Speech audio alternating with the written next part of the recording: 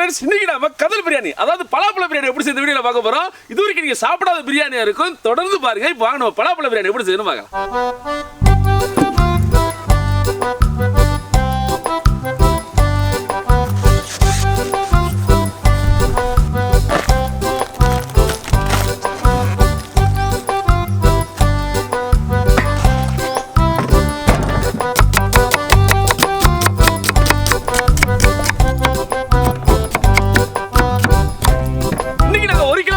பலாச்சோலை 4 கிலோக்கு 60 பலாச்சோலை எடுத்துருக்கோம். பலாச்சோலை எப்படி இருக்கணும் பாத்தீங்கன்னா பழம் ஆகுறதுக்கு முன்னாடி வெள்ளை கலர்ல லைட் சுகரா இருக்கு பாத்தீங்களா, அந்த மாதிரி இருக்கணும். அப்பதான் அதுக்கு கரெக்டா இருக்கும். இந்த பலாச்சோலை பிரியாணி எப்படி இருக்கும்னா அடுத்தடுத்து சொல்றேன். இப்போ ஸ்டெப் பை ஸ்டெப்பா என்னென்ன பண்றதுன்னு பார்க்கலாம். முதல்ல 60 பலாச்சோலைகள்ல இருந்து கொட்டைகளை ரிமூவ் பண்ணிக்கலாம்.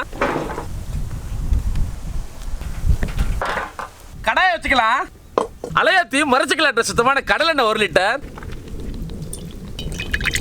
எண்ணெய் சூடாயிருச்சு. இந்த பலாப்பழத்தை கொஞ்சம் கொஞ்சமா போட்டு பொரிச்சு எடுத்துக்கலாம்.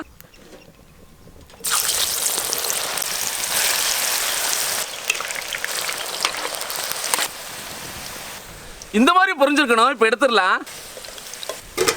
இந்த பிரியாணிக்கு ரொம்ப ஸ்வீட்டான பழத்தை எடுத்துடக்கூடாது. இந்த மாதிரி லைட் ஸ்வீட்ல இருக்கணும். அதே போல இதை பொரிச்சு சேர்க்கும் போது அந்த ஸ்வீட் கம்மியாகி பிரியாணி நீங்க நினைச்சு பார்க்காத டேஸ்ட்ல இருக்கும். இதுக்கு முக்கியமானது மசாலா ப்ரிப்பரேஷன் தான். அதை இப்ப கவனமா பாருங்க. 4 கிலோ பிரியாணிக்கு இப்ப மசாலா அளவு சொல்றோம். முதல்ல பட்டை ஏலக்காய் 20 கிராம், கிராம்பு 10 கிராம், அடுத்து ஸ்டார் 4, ஜாதி பத்திரி 2, அப்புறம் சீரகம் 20 கிராம், சோம்பு 15 கிராம், மிளகு 10 கிராம். இது எல்லாத்தையும் மொத்தமா வறுத்து ட்ரையாவோ தண்ணியாவோ அரைச்சு எடுத்துக்கலாம்.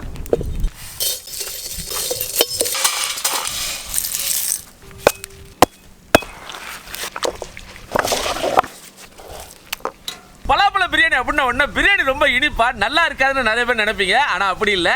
நானும் ஃபர்ஸ்ட் இதை ட்ரை பண்ணும்போது அப்படி தான் நினைச்சேன். ஆனால் பிரியாணி அருமையான டேஸ்ட்ல இருக்கும். மறக்காம இதை நீங்கள் எல்லாருமே ட்ரை பண்ணி பாருங்க. பிரியாணிக்கு சட்டி ஏற்றுறதுக்கு முன்னாடி 4 கிலோ பாஸ்மதி அரிசியை கரைஞ்சி ஊற வச்சுக்கலாம்.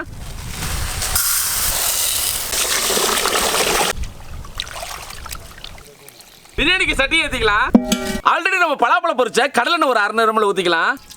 அப்புறம் அலையாத்தி தேங்காய் எண்ணெய் ஒரு 100 ml ஊற்றிக்கலாம். இந்த அலையாத்தி மரச்சக்க எண்ணெய்களை நீங்களும் வாங்க விரும்புனீங்கன்னா கீழே தெரியுற வாட்ஸ்அப் நம்பரை கான்டாக்ட் பண்ணுங்க. எண்ணெய் சூடாயிடுச்சு. பெரிய வெங்காயம் 1 கிலோ 200 கிராம், அதோட பட்டக்கரை மிளகாய் மொத்தமா 20 கிராம். வெங்காயம் பொன்னிறமாகட்டும். இதுக்கு முன்னாடி நம்ம பலாக்காயில மட்டன் பிரியாணி செஞ்சிருக்கோம். பலாக்காயோட மட்டன்லாம் போட்டு. ஆனா இந்த பிரியாணில மட்டன் சிக்கன் எதுவுமே சேர்க்க மாட்டோம். இது வெஜிடபிள் பிரியாணி மாதிரி தான். ஆனா நான்வெஜ் நண்பர்களா இருந்தீங்கன்னா இந்த பிரியாணிக்கு சிக்கன் 65 சைட் டிஷ்ஷா ரெடி பண்ணிக்கங்க. அது இந்த பிரியாணிக்கு ரொம்ப பொருத்தமா இருக்கும். வெங்காயம் பொன்னிறமாயிருச்சு. இப்போ ஒரு முழு கை புதினா மல்லி, 8 பச்சை மிளகாய் நல்லா எண்ணெயில வதக்கிக்கணும். அடுத்து 40 கிராம் மிளகாய் தூள், அப்புறம் இஞ்சி பூண்டு பேஸ்ட் 800 கிராம்,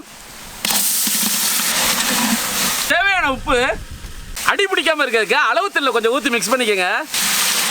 இப்போ தக்காளி 600 கிராம். அடுத்து நம்ம அரைச்ச மசாலா. இப்போ நம்ம போட்ட மசாலா இந்த பிரியாணிக்கு ரொம்ப முக்கியமானது.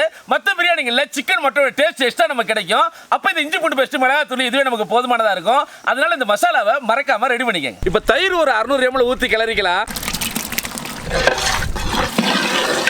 அடுத்து 4 எலுமிச்சம்பழச்சாறு. இப்போ அளவு தண்ணி ஊற்றணும். அதாவது 1 கிளாஸ் அரிசிக்கு 2 கிளாஸ் தண்ணி. மசாலா நல்லா கொதிக்கணும்.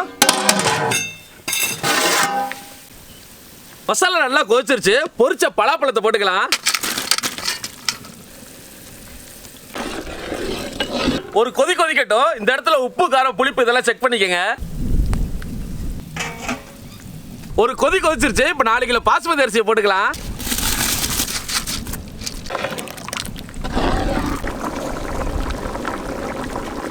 தம் போற பதத்துக்கு வரட்டும்.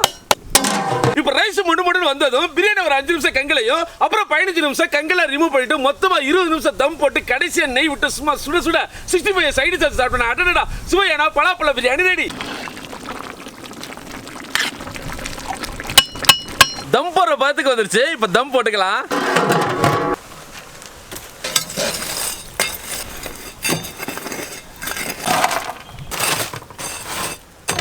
இருபது நிமிஷம் ஆயிடுச்சு. இப்ப பிரியாணியை திறந்து பார்த்துடலாம்.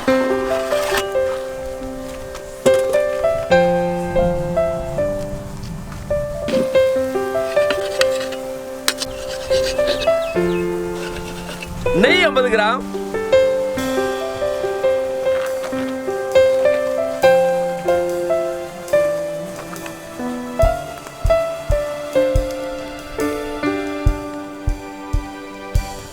பலாப்பழ பிரியாணி ரெடி ஆயிடுச்சு. வாங்க நம்ம டேஸ்ட் பண்ணலாம்.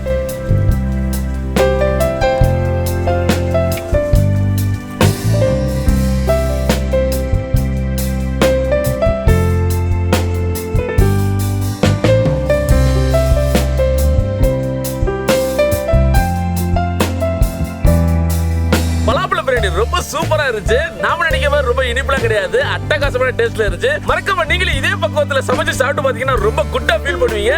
கண்டிப்பா இதை ட்ரை பண்ணி பாருங்க. இந்த வீடியோ பிடிச்சதை லைக் பண்ணுங்க, ஃப்ரெண்டு கூட ஷேர் பண்ணுங்க, மறக்காம ஃபாலோ பண்ணுங்க. அடுத்த வீடியோ சந்திப்போம். பாய்.